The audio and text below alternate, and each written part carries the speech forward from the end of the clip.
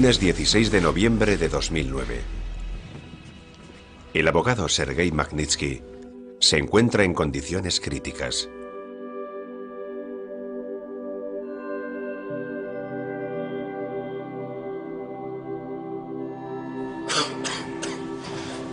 Ha desarrollado una enfermedad que pone en peligro su vida, al cabo de un año en centros de prisión preventiva rusos.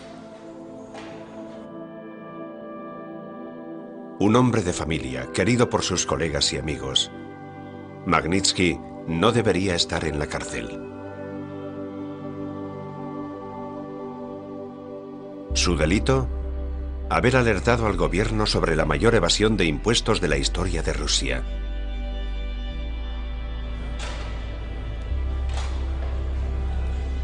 Es un testigo molesto, al que habían denegado tratamiento médico, pese a que la enfermedad empeoraba.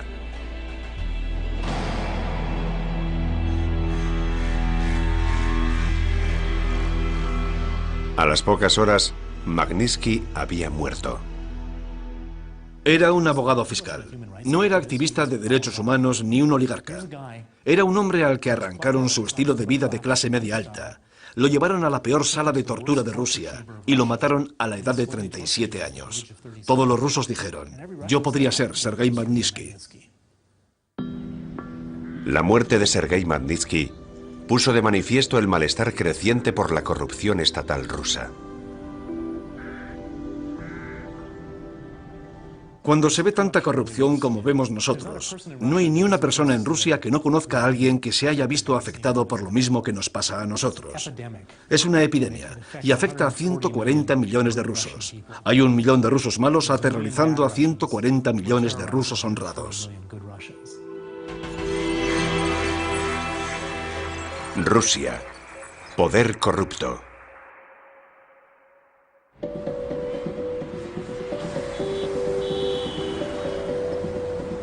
Rusia, 20 años después del final de la Unión Soviética. El capitalismo ha reemplazado al comunismo. Florecen los negocios, sobre todo el de la corrupción. La corrupción se ha convertido en el negocio más rentable de Rusia. Es más rentable que el petróleo, el gas o cualquier otra cosa.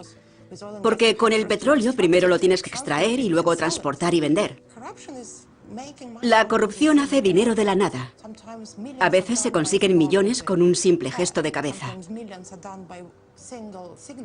Según muchos investigadores, el mercado de la corrupción en Rusia alcanza los 300.000 millones de dólares al año.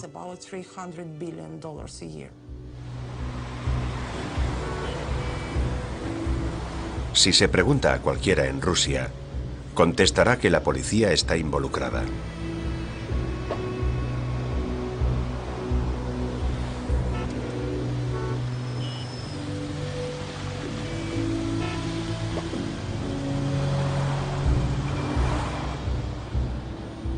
Pero no es solo la policía de tráfico la que extorsiona. La policía fiscal, el Ministerio del Interior, el FSB, la policía secreta, fiscales y jueces son con frecuencia cómplices de extorsión a escala industrial. Muchos funcionarios de alto rango actúan de la mano con grupos criminales muy organizados.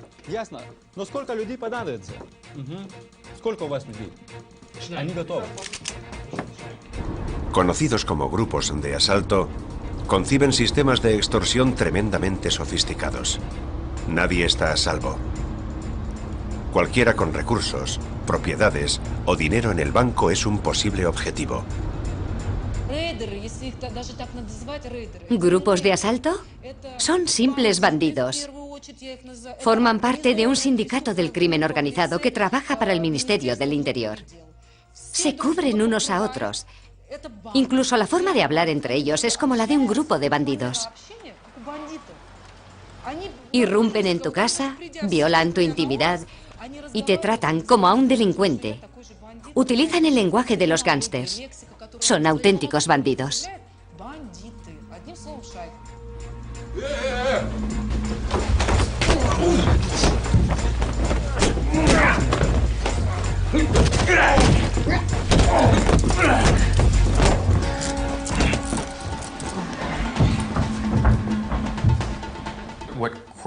El crimen organizado en Rusia roba empresas, roba negocios, roba propiedades y recursos.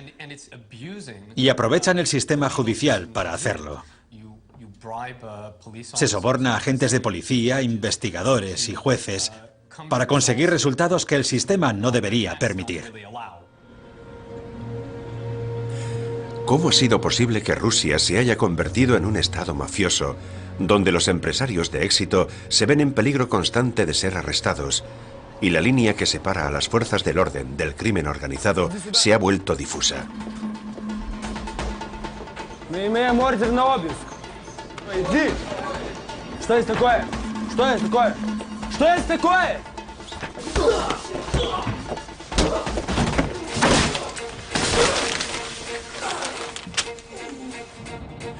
Para entender lo que ocurre hoy en Rusia hay que retroceder 20 años, hasta los últimos días del comunismo.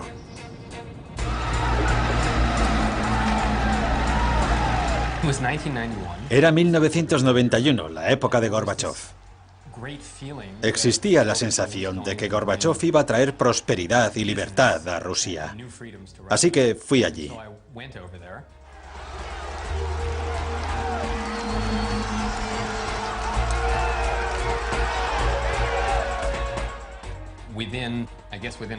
A las pocas semanas de estar allí, derribaron a Gorbachov del poder. Lo secuestraron y lo retuvieron en Crimea. Cuando regresó, el país se transformó.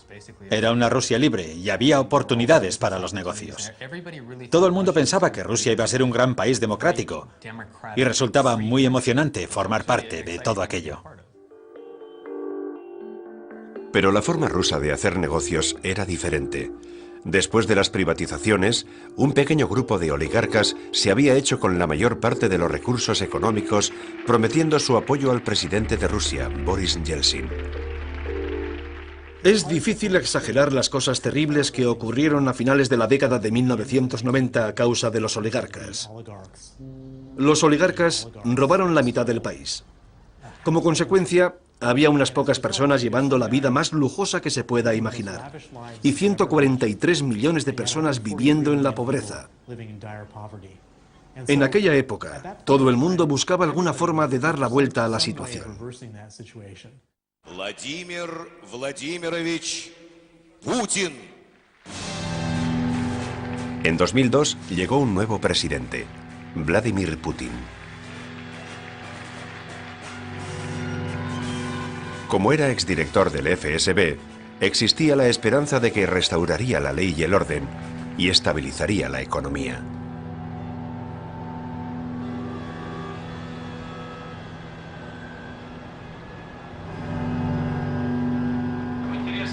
Putin se enfrentó al oligarca más rico de Rusia, Mikhail Khodorkovsky, que había desarrollado ambiciones políticas que podían ser una amenaza en potencia para los líderes del Kremlin. En 2003, Khodorkovsky fue juzgado y condenado por delitos fiscales. Su empresa petrolera, Yukos, fue desmantelada. Aquello mandó un mensaje claro a los poderosos oligarcas rusos. Si eras uno de los hombres más ricos de Rusia y el verano de 2004 tenías el yate atracado en Cap d'Antibes y después de hacer el amor con tu amante en el dormitorio, fuiste al salón del yate y encendiste la televisión para ver la CNBC, al ver a un tipo mucho más listo que tú, con mucho más talento, sentado dentro de una jaula, es fácil saber lo que sentiste. Todos aquellos tipos regresaron a toda velocidad a Moscú a finales de verano de 2004. Se reunieron con Putin y le dijeron: dinos qué tenemos que hacer para no acabar en una jaula. Los oligarcas dejaron de robarle poder y se convirtieron en sus socios. El caso de Yukos había sentado precedente. Funcionarios corruptos protegidos por el gobierno, los llamados intocables, no tardaron en poner sus ojos en cientos de negocios prósperos. Se puede decir que el caso Yukos fue el catalizador que hizo que la Rusia de Putin sea como es ahora. Fue sin duda un momento crucial para el país en su conjunto. Se creó un grupo de personas alrededor de Putin que se convirtieron en intocables porque demostraron lo valiosos que podían ser en ese campo. En la actualidad se les permite hacer prácticamente lo que quieran. Si la intención de Putin era luchar contra la corrupción, el caso Yukos tuvo el efecto opuesto.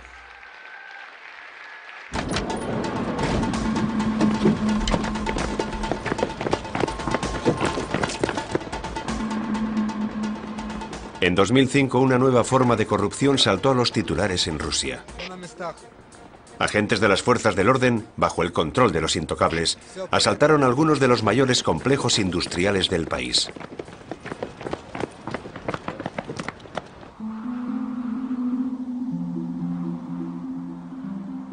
El caso que hizo famosos estos asaltos ocurrió cerca del Volga, unos 950 kilómetros al sudeste de Moscú, cerca de la ciudad de Togliatti. Esto es la planta química Toaz, una de las mayores productoras de amoníaco del mundo. El amoníaco es un componente de los fertilizantes y resulta básico en la producción global de alimentos.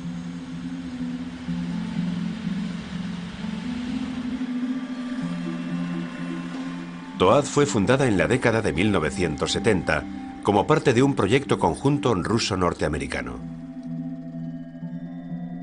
La planta no existiría en la actualidad de no haber sido por su director, Vladimir Majlai. Cuando Toaz estuvo a punto de cerrar, después de las privatizaciones de la década de 1990, Majlai diversificó la producción fabricando artículos de consumo y materiales de construcción. Expandió el negocio principal e incluso creó una filial en el Mar Negro para facilitar la exportación de amoníaco. Al salvar la planta, Majlai se ganó la admiración de sus trabajadores. Sin este director, sin sus decisiones, nuestra planta ya no existiría. Ha demostrado ser sabio. Majlai no es un hombre de palabras, sino de acción. En la actualidad, Toaz es una de las empresas exportadoras de más éxito en Rusia. En Rusia hay riquezas enormes, muchísimos recursos. En este país tenemos de todo, pero hay que solucionar las cosas de forma positiva, no de forma negativa. Es muy importante ser optimista y hacer que la gente esté contenta cuando viene a trabajar y cuando se va de la fábrica.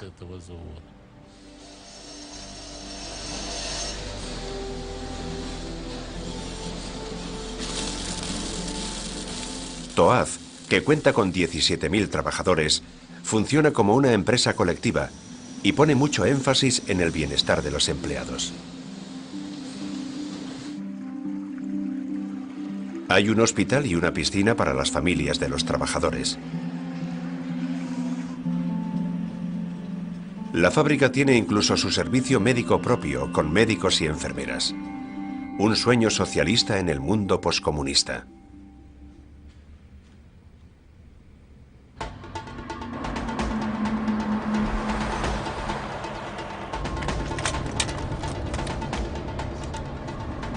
Pero el éxito hizo a Toaz vulnerable. En septiembre de 2005, la milicia local decidió asaltar la fábrica. El ataque fue organizado por un grupo de poderosos industriales. Eran intocables con lazos con el Kremlin, que querían robar la lucrativa fábrica.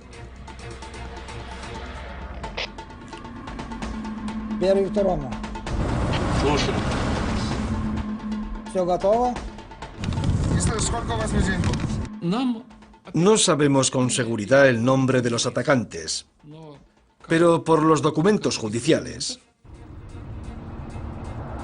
resulta evidente que este tipo de personas, los grupos de asalto, cuentan por lo general con apoyos al más alto nivel.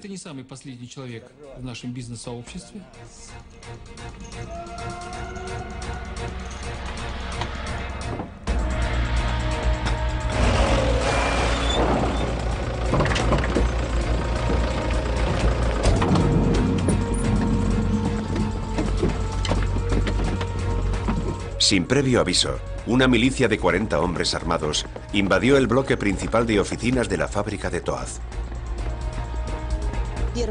Lo primero que pensé fue que eran terroristas. Nos han capturado unos terroristas. Va a pasar algo horrible, algo malo, alguna locura.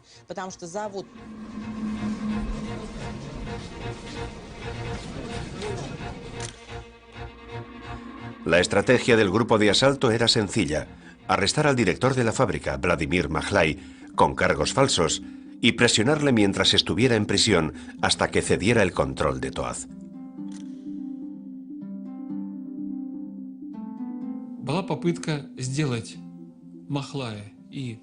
El plan de asalto era convertir en rehenes a Majlai y al director general de la empresa, Makarov, para quedarse con las acciones de la fábrica. Estaba todo pensado para que Majlai y Makarov cedieran el control de la fábrica.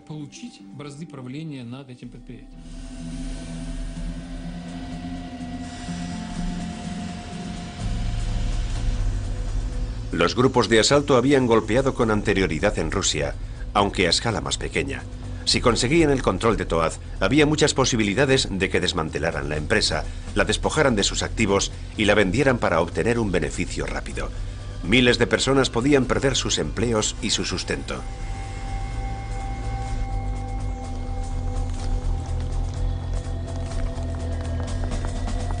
Pero los asaltantes no habían contado con la lealtad de los trabajadores de Toaz con el director de la empresa.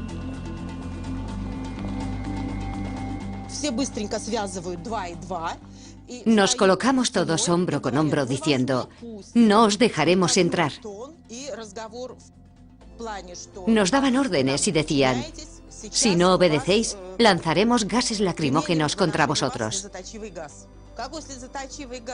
Nosotros respondíamos: ¿de qué gas lacrimógeno habláis? Todos tenemos máscaras de gas y trajes de protección. No sabéis a dónde habéis venido. No nos podéis amenazar así. El director de la fábrica, Vladimir Majlai, no tenía miedo a luchar. Quiso enfrentarse a los asaltantes, pero sus empleados temían por su seguridad.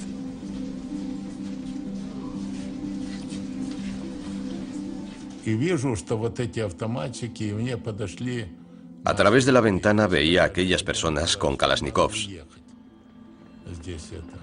Algunos trabajadores se me acercaron y dijeron: Vladimir Nikolievich, debes irte de inmediato.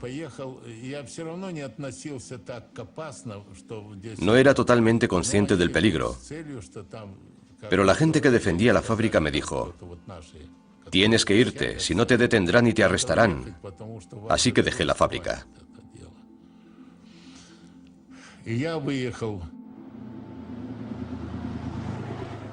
Majlai se ocultó para prepararse y poder defender Toaz de los grupos de asalto, que era muy probable que volvieran.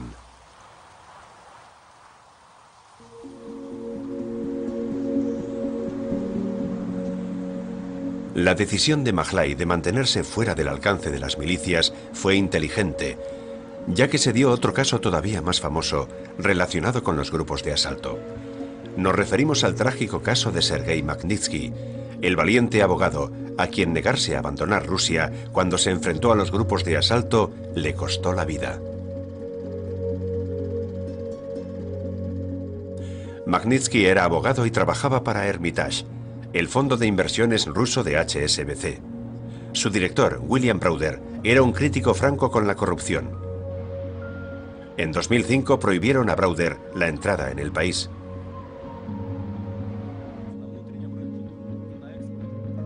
En el Foro Económico Mundial de Davos, Browder se quejó al jefe de gabinete adjunto al primer ministro de Rusia, Dmitry Medvedev, quien prometió presentar en su nombre una nueva solicitud de visado.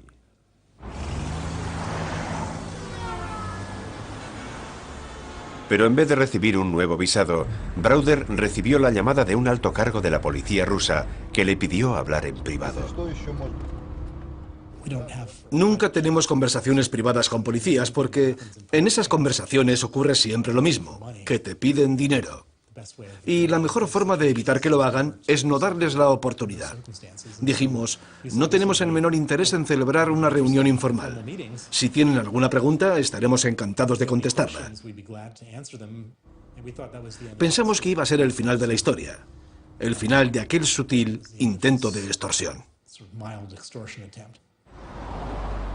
Pero no fue así. Al poco tiempo, la policía asaltó tanto las oficinas de Hermitage como las de sus abogados. Era una bonita mañana de verano de 2007. Yo estaba sentado en mi despacho. Eran entre las 9:30 y 10 de la mañana, cuando escuché mucho alboroto procedente de la zona de recepción. Salí del despacho y vi a 20 agentes vestidos de paisano en la zona de recepción. Dijeron que teníamos que entrar todos en una habitación, así que todo el personal de la oficina nos metimos en la sala de reuniones. Los agentes nos superaban en número. Los asaltantes buscaban hacerse con los sellos y certificados de las compañías de inversión a través de las cuales habíamos invertido el dinero en Rusia.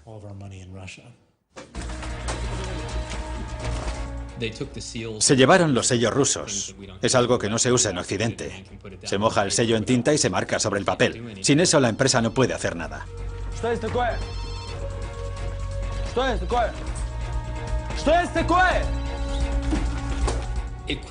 Rápidamente quedó claro que no les interesaban solo los documentos de la empresa para los que tenían orden de registro.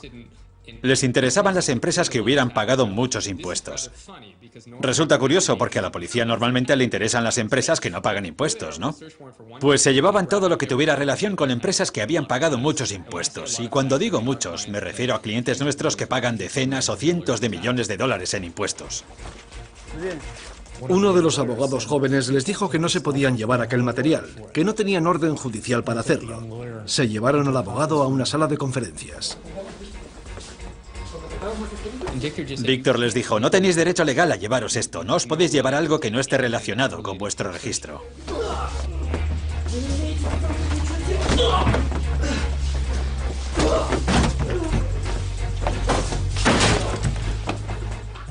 Se llevaron al abogado joven y le golpearon con saña.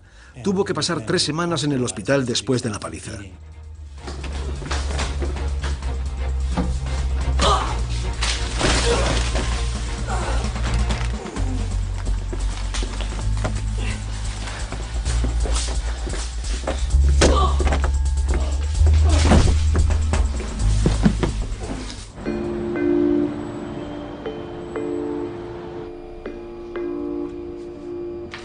La policía se llevó la documentación y los sellos de empresa de las 3 principales sociedades de Hermitage Fund.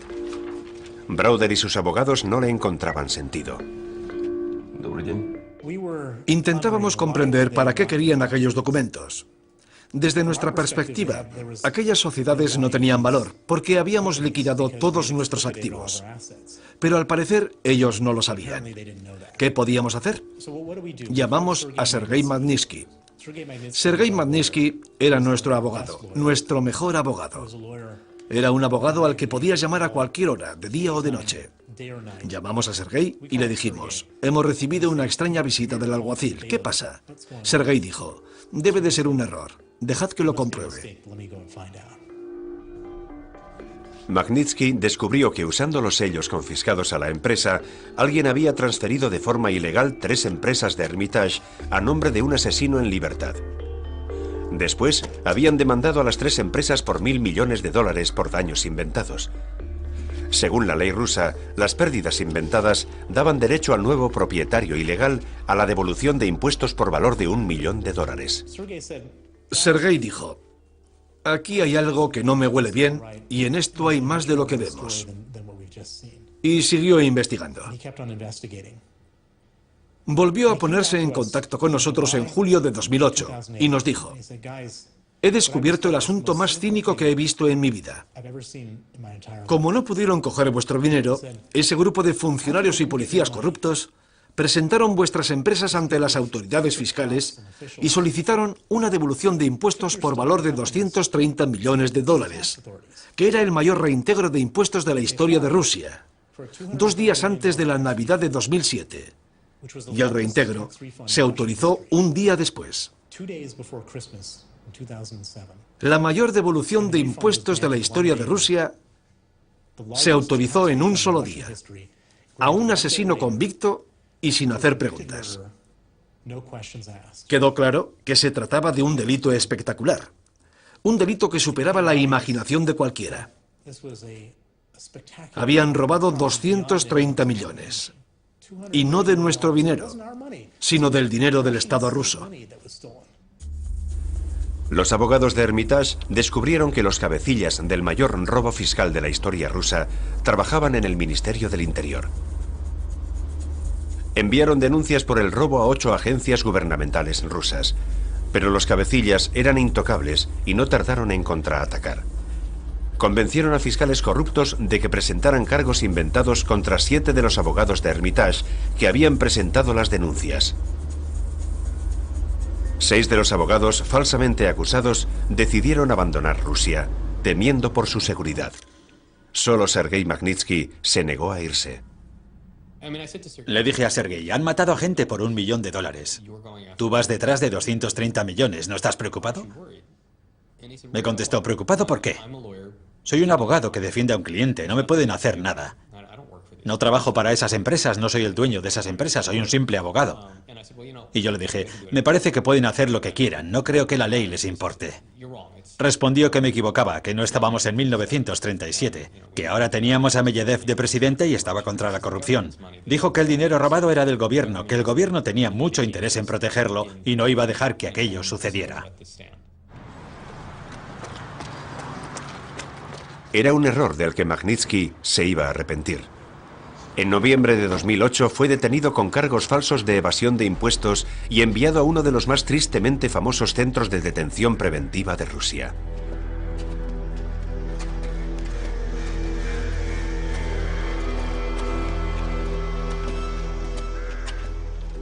Me quedé asombrada. Creo que no comprendimos exactamente las implicaciones de su detención, porque era difícil de entender. Cuando me llamó su mujer y me dijo que lo habían detenido, pensé que quizás se había quedado dormido en el metro. Era absolutamente imposible esperar que pudiera ocurrir algo como aquello.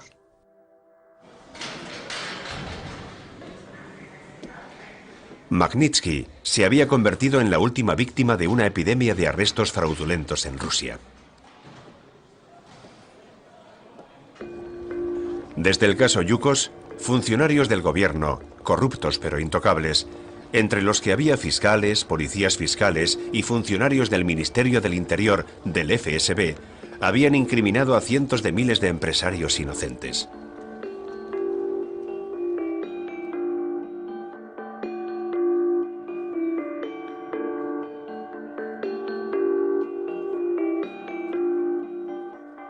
Una de las víctimas de los grupos de asalto rusos fue el mayorista del ramo de la alimentación, Nikolai Kudelko. Estuvo detenido en algunas de las cárceles en las que también estuvo Sergei Magnitsky.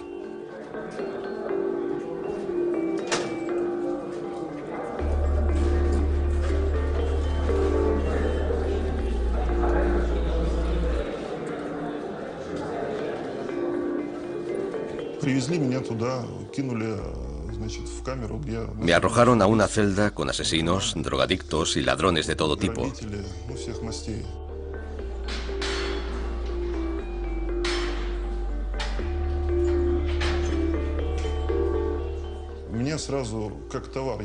Me vendieron como una mercancía.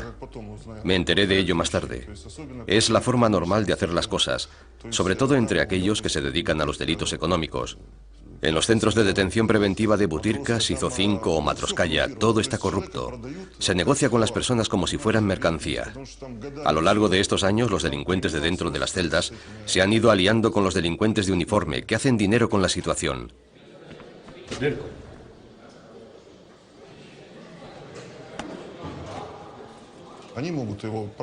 Cualquiera puede ser vendido. Me enteré de que me habían vendido por $10.000.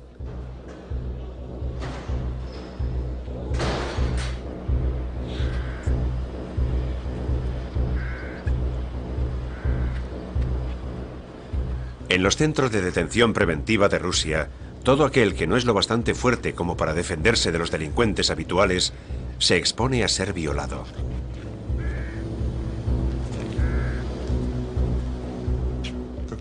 Como norma, violan a todos aquellos que llegan. Se convierten de inmediato en la mujer de alguno. Había cabinas donde tenían lugar todo tipo de actividades sexuales. Era muy duro verlo.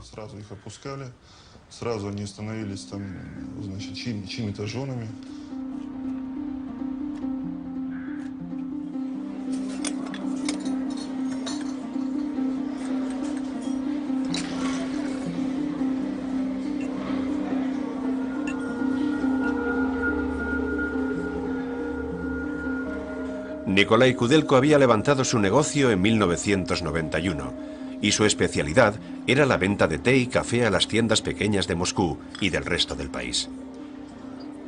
Un día apareció la milicia. Le amenazaron con cerrar su negocio si no pagaba un soborno. Kudelko pagó. Aquel fue su primer error.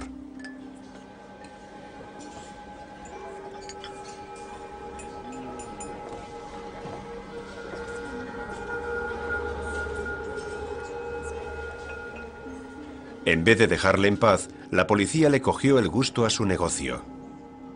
Asaltaron su almacén, le robaron la mercancía y luego le pidieron $500,000 por devolvérsela. Kudelko se negó, sobre todo porque vio que la mercancía confiscada ya se estaba vendiendo en los comercios locales. Fue a quejarse a un funcionario del Ministerio Ruso del Interior.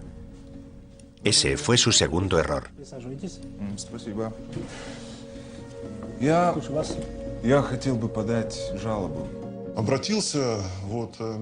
Cuando acudí a ellos, el hombre del Ministerio del Interior me escuchó y me trató con mucha educación. Dijo que sí, que estudiarían lo sucedido y castigarían a todos los que hubieran cometido delitos contra mí. No se preocupe, le protegeremos en secreto. Infórmenos de todos sus negocios y movimientos.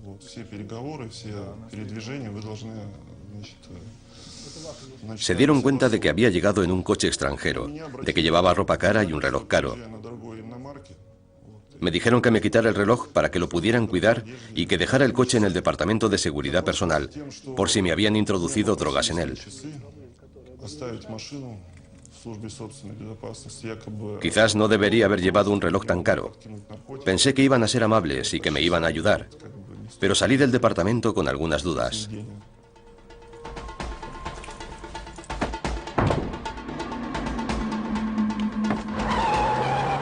Unos días más tarde, la policía acudió a la casa de Kudelko. Habían sobornado al aparentemente amable funcionario del Ministerio del Interior.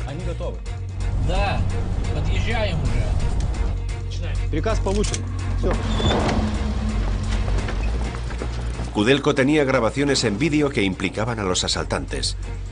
Había que encerrarlo para evitar que hiciera públicas las pruebas. Entraron en mi casa unas 10 personas. Me tiraron al suelo y comenzaron a golpearme. Eran los mismos que habían asaltado mi almacén. Me di cuenta de que eran un grupo de delincuentes peligrosos que trabajaba para el Ministerio del Interior. Aquello significaba que no tenía la menor oportunidad de defenderme en un juicio.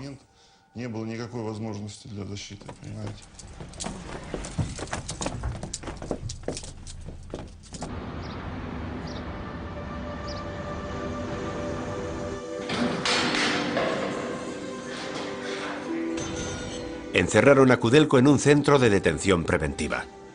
Fue el inicio de una experiencia terrible, que duró 2 años, 7 meses y 28 días. Todas las tardes tenía ante mis ojos luchas de gladiadores entre mis compañeros de celda. Se elegía a alguien que se veía obligado a defender su dignidad. Lo golpeaban entre los gritos de sus compañeros hasta que se derramaba sangre. La gente quedaba lisiada, con la nariz y los brazos rotos. Se hacía para recordar al resto de los presos lo que les esperaba si no eran dóciles.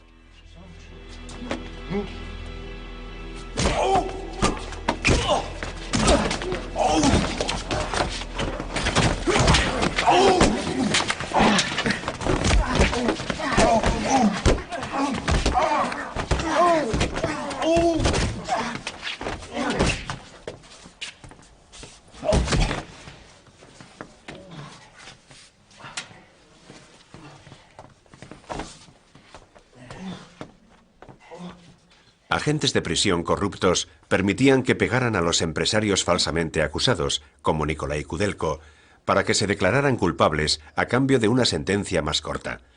Pero Nikolai Kudelko quería justicia.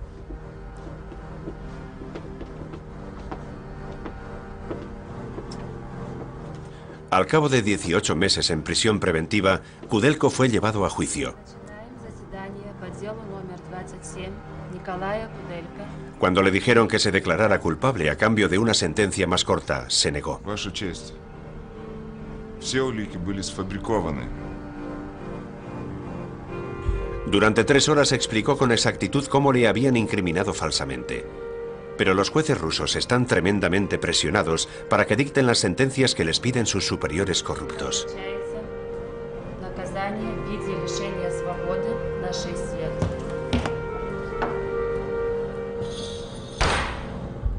No se tuvieron en cuenta los argumentos de la defensa de Kudelko. Fue condenado a 6 años de cárcel por comercio ilegal.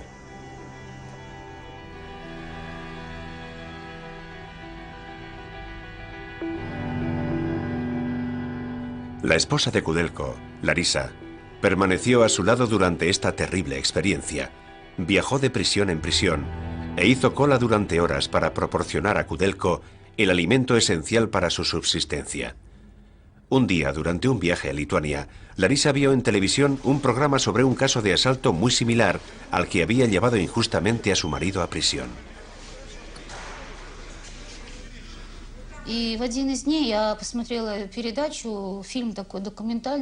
Vi un documental llamado Caso de la Química. Era muy similar a nuestro caso. Recuerdo que vi a una mujer delgada que también había pasado una temporada en prisión preventiva. Me interesó y decidí saber más sobre ella. La busqué en internet y le envié una carta. Me contestó diciendo que nos reuniéramos en Moscú.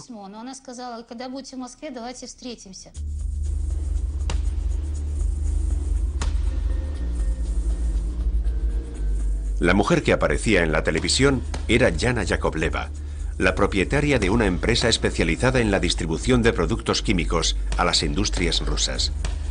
Un día apareció la brigada de narcóticos rusa pidiéndole que exportara a Tayikistán, un gran productor de drogas ilegales, productos químicos necesarios para la fabricación de heroína. Aquello resultaba muy sospechoso y Yana se negó. 6 meses más tarde la detuvieron con cargos falsos mientras estaba en el gimnasio.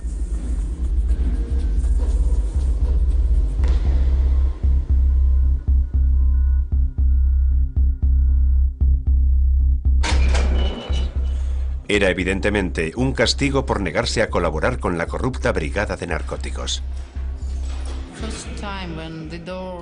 La primera vez que se abrió la puerta de la celda, pensé que me iba a encontrar con mujeres horribles, con asesinas, con gente peligrosa. Pero era una sala con personas normales, como contables o gerentes. Había muchas chicas jóvenes. Era toda gente normal.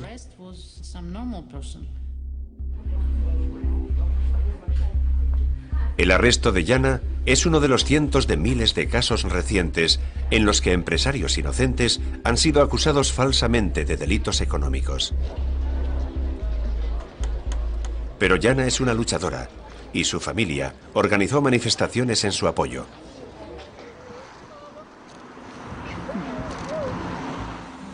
Tuvo suerte y la liberaron al cabo de 7 meses de detención. Desde entonces, Yana ha organizado a nivel nacional la lucha contra los grupos de asalto, asesorando a las víctimas, incluida Larisa Kudelko, sobre cómo contraatacar.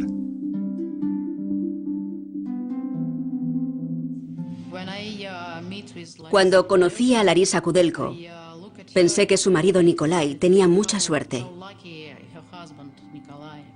porque la mayoría de las esposas abandonan a sus maridos. Pero Larisa es una heroína y un ángel para Nikolai. Estaba tan segura de su inocencia, estaba tan segura de que había que hacer justicia y de que se iba a hacer, que luchaba por él.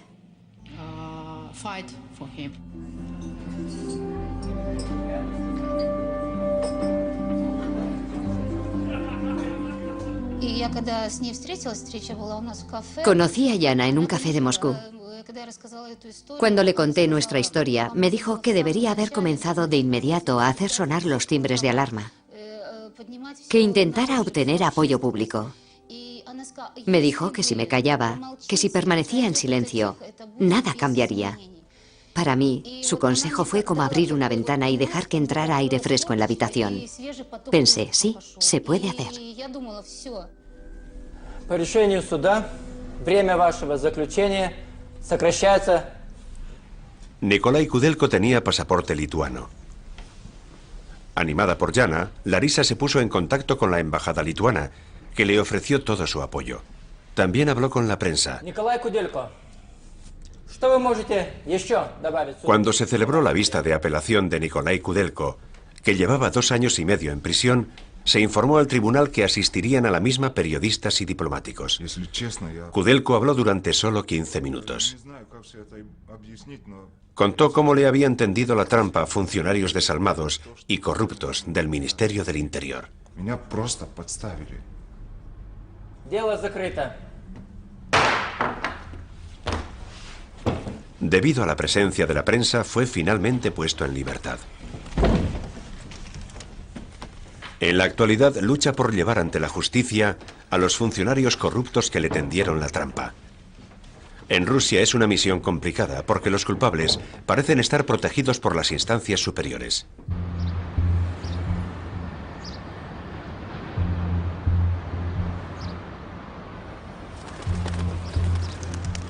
Kudelko se considera afortunado por haber sobrevivido a su calvario. El abogado Sergei Magnitsky tuvo menos suerte.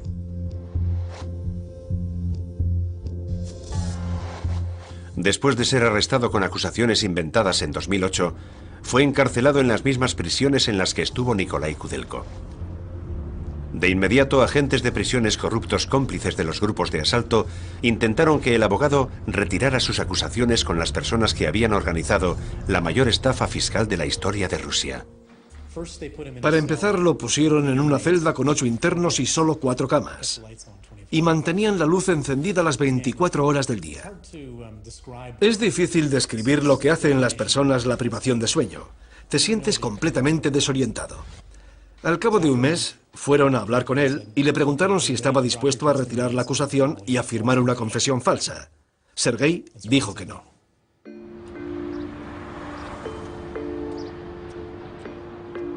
Las autoridades aumentaron la presión sobre Magnitsky. Fue trasladado a otro centro de detención preventiva, en el que las condiciones eran todavía peores.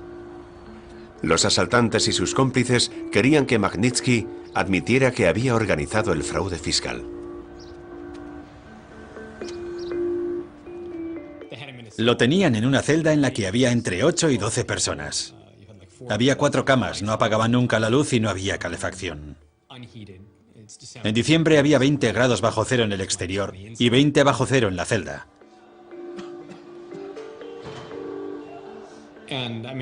Era algo absolutamente horrible. Él fue tomando nota de todo, no solo de lo terrible de la situación, sino detallando además todas las normas rusas que no cumplía la celda. Debido a las malas condiciones sanitarias de la prisión, Magnitsky desarrolló una enfermedad que ponía en peligro su vida, pancreatitis. Las autoridades de la prisión hicieron todo lo posible para evitar que recibiera tratamiento.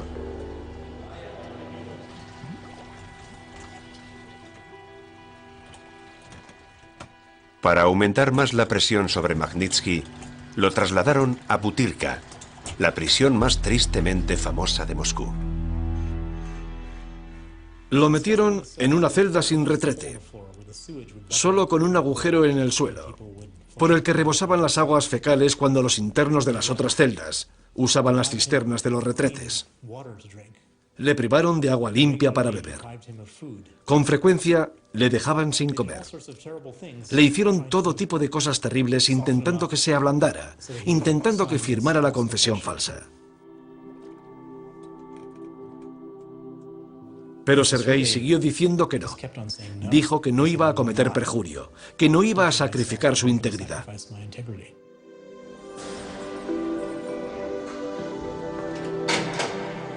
Cuando la salud de Magnitsky empeoró, los agentes de prisiones le ofrecieron tratamiento médico adecuado a cambio de una confesión falsa. El médico de la prisión dijo que debía ser operado. Una semana antes de la operación, volvieron a él con la oferta de que cometiera perjurio y admitiera la culpabilidad de los delitos a cambio de mejorar sus condiciones. Sergei dijo que no. Durante el calvario de Magnitsky, Hermitage siguió presionando a las autoridades para que lo liberaran de inmediato bajo fianza. Fue inútil. Luego, al cabo de casi 12 meses de prisión, hubo un momento de esperanza.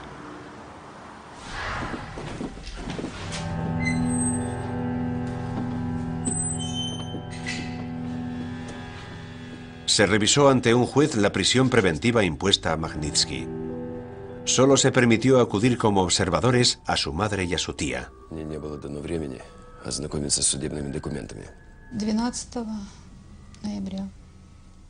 Fue el 12 de noviembre. Fue una audiencia en el juzgado. Fue horrible. Era una persona corpulenta. Estaba pálido. Era evidente que estaba tenso, pero estaba muy concentrado, porque siempre se preparaba muy bien para los juicios. Tenía sus notas y sus referencias a las leyes. No nos dejaron hablar con él, solo pudimos mirarnos y sonreír.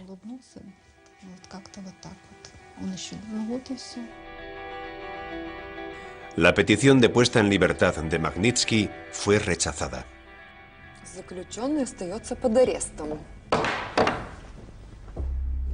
Era la última vez que su madre y su tía iban a verlo con vida.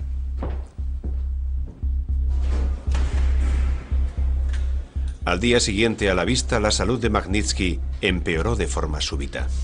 Tenía un dolor intenso en el páncreas y necesitaba asistencia médica urgente. Pero era fin de semana y nadie le prestó atención.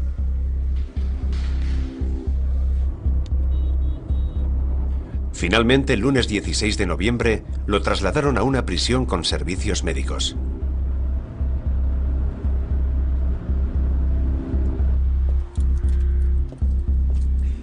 Lo que sucedió allí sigue sin estar claro. Las marcas en el cuerpo de Magnitsky sugieren que fue golpeado después de su ingreso.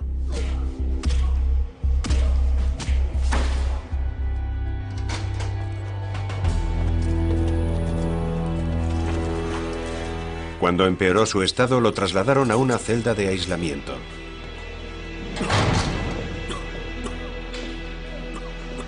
Lo abandonaron allí, sin ningún tipo de asistencia médica. 1 hora y 18 minutos después, el abogado Sergei Magnitsky murió.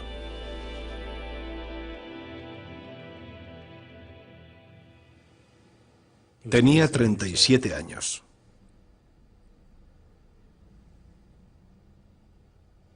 Cuando entró en prisión, era un hombre sano.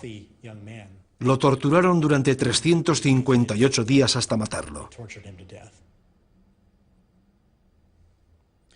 Es una tragedia que alguien muera. Es siempre una tragedia que alguien muera, tenga la edad que tenga. Y la tragedia es mayor si se trata de alguien joven. Pero que muriera una persona joven por defender la verdad, torturada hasta la muerte por los criminales que lo tenían cautivo, no puedo explicar lo terrible y triste que fue para todas las personas que conocían a Sergei Magnitsky.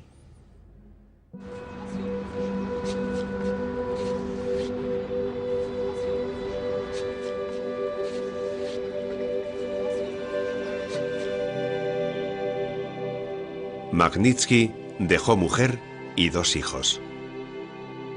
Cuando la familia solicitó una autopsia independiente, su petición fue denegada. La familia lo pudo ver en un féretro abierto mientras lo enterraban. Tenía las manos rotas y contusiones negras y azules en los nudillos y en la parte posterior de las manos. Algo había ocurrido justo antes de su muerte. Retuvieron los documentos de la autopsia oficial. Había una extraña mención a un agujero grande en su lengua. Quizá le pusieron algún tipo de inyección que le causó la muerte. No lo sabemos. Lo que sí sabemos es que fue algo horrible, muy sospechoso, y que están ocultando cosas.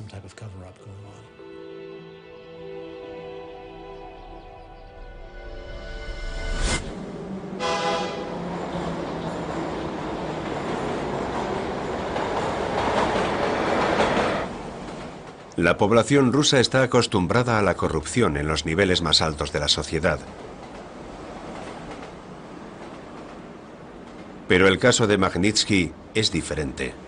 La prensa rusa publicó sus diarios de prisión. En la actualidad, a casi un tercio de los rusos le resulta familiar el nombre de Magnitsky.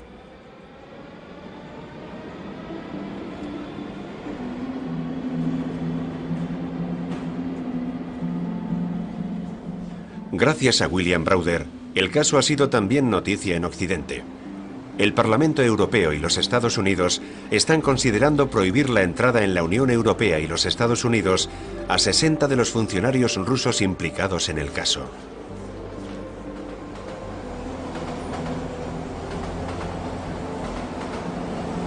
Los principales sospechosos del caso Magnitsky trabajan para departamentos del gobierno como el Ministerio del Interior y la Oficina de Impuestos de Moscú.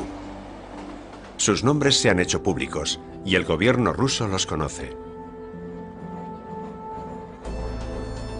Pero en vez de arrestarlos, muchos han recibido ascensos en sus departamentos. Son miembros de un grupo mucho más amplio de intocables que se protegen unos a otros de la vigilancia del pueblo. Lo que vemos es que el sistema se protege a sí mismo. Se protege constantemente a sí mismo. Según muchos investigadores, el mercado de la corrupción en Rusia es de unos 300.000 millones de dólares al año. Es una cantidad de dinero que no puedo ni imaginar. Si ese dinero fuera mío, lo protegería. ¿Cómo se puede deshacer Rusia de este problema? Los asaltos están profundamente enraizados en la tradición rusa y se remontan a la época de Iván el Terrible, en el siglo XVI, cuando los zares eran dueños de todas las tierras y todos los habitantes de Rusia. El sistema de control en Rusia ha sido básicamente el mismo durante 500 años. En Rusia no gobierna la ley. No hay un estamento legal independiente que se imponga en los juzgados rusos para defender los contratos de la gente.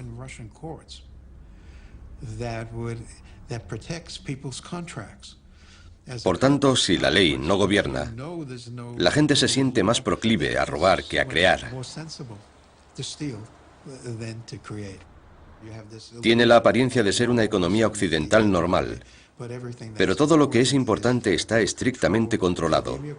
Vladimir Putin tiene el derecho de quitar o asignar cualquier propiedad que desee. Es informal, pero muy efectivo. Cuando se roba la propiedad a alguien, como mecanismo disciplinario, en Occidente se ve como corrupción. Pero desde el punto de vista ruso, es la forma en la que se usa el poder en el contexto ruso. La nueva generación de rusos cree que los métodos modernos de comunicación cambiarán el país. La televisión rusa está muy controlada por el Estado, pero Internet no. Esta manifestación anual de pompas de jabón se organiza con la ayuda de las redes sociales de Internet. También se usa Internet para comunicar información sobre la corrupción gubernamental. Uno de los activistas contra la corrupción es el bloguero más influyente de Rusia. Cada día lo leen 150.000 personas y en sus blogs ha sacado a la luz escándalos de corrupción de miles de millones de dólares.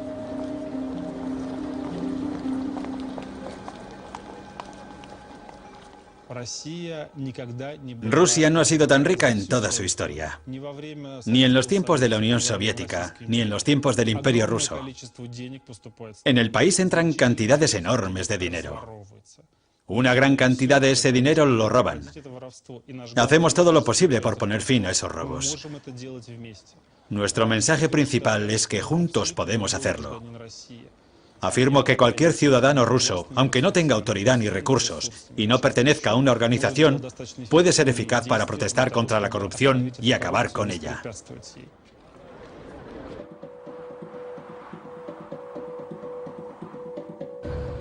Para controlar a los intocables que están asaltando las empresas rusas y los fondos públicos y que están dejando al país sin inversiones, hace falta un compromiso político que el gobierno no demuestra tener. En el caso de la empresa química Toaz, los trabajadores se unieron para apoyar a su director, Vladimir Majlai.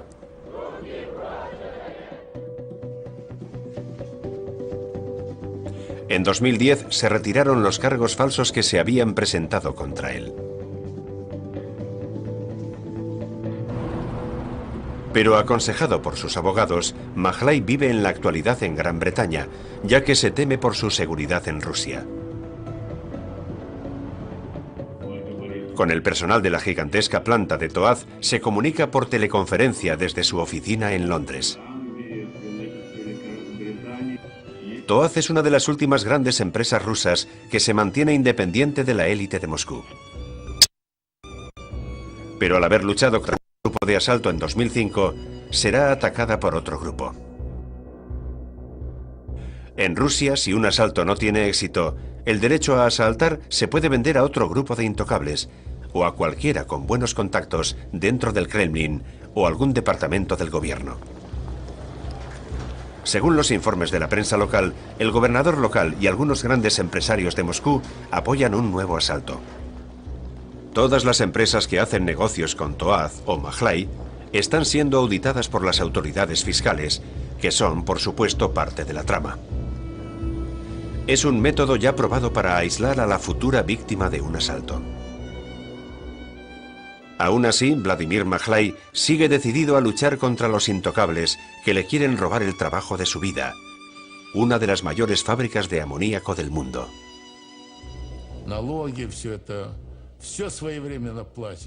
Siempre hemos pagado nuestros impuestos a tiempo. Siempre se ha hecho todo de acuerdo con las leyes. No entiendo por qué esta fábrica debe convertirse en objetivo. Veo mucha corrupción a nuestro alrededor en Rusia, muchos chantajes y sobornos. A raíz de manifestaciones como esta en Moscú, pidiendo el fin de la corrupción, el presidente Medvedev ha hablado en contra de la falta de moralidad oficial. Ha admitido incluso que Sergei Magnitsky murió a causa de actos criminales. Pero los intocables responsables del mayor delito fiscal de la historia de Rusia siguen en sus puestos, desde los que pueden seguir incriminando a gente inocente. Mientras los servicios especiales del gobierno estén corruptos, el ejército, las oficinas de los fiscales, los tribunales, la FSB, mientras exista corrupción, nada cambiará. Necesitamos un grupo de, digamos, incorruptibles. Necesitarían poderes especiales de los gobernantes supremos del país. Hasta que esos incorruptibles no arranquen de raíz la corrupción de los servicios policiales y los tribunales, no cambiará nada.